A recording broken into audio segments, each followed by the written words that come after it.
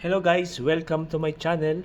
Ngayon pala maituturo ko sa inyo kung paano makausap ang customer service ng Shopee. Tara, let's go!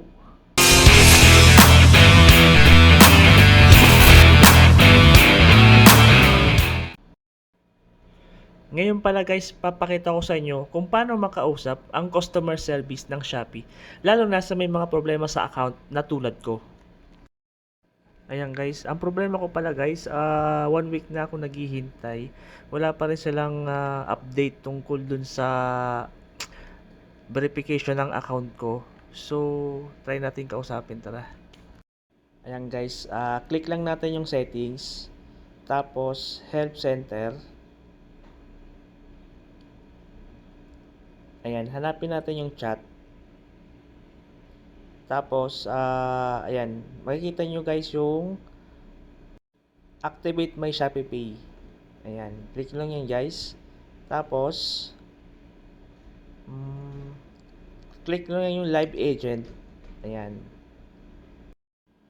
Tapos, chat with an agent. Ayan, click lang yun guys. Ayan guys, may lalabas pala dyan guys, yung pagpipilian nyo kung ano yung concern mo. Ako kasi guys, Shopee Pay Wallet. Kasi 1 week na akong hindi, bali hindi pa dumarating yung verification ng account ko. Ayan. Ayan guys, so maghintay lang tayo guys na kumonek yung agent na available para sa ating concern. Ayan guys, so nakikita nyo guys, mayroon ng agent na available para makausap natin.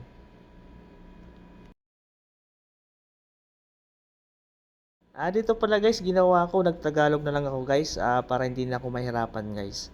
So, para mabilis na din.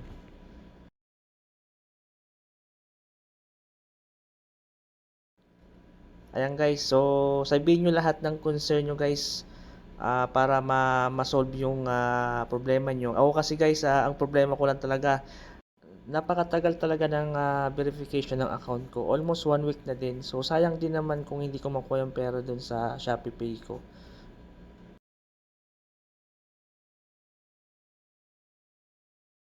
Ayan. Kayo na bahala guys, makipag-usap guys. Sa Tagalog naman eh, walang problema naman yan eh.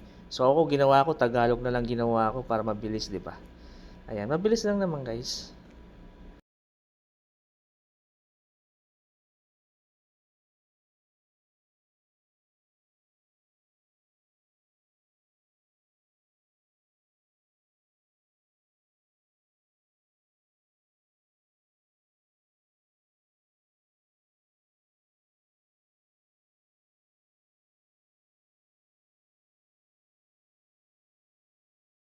Ayun, sana ma-solve yung problema ko.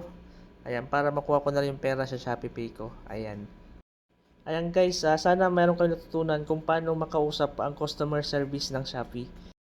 Ayan guys, paki-subscribe naman ang YouTube natin guys, para update kayo sa mga bagong video natin. Peace!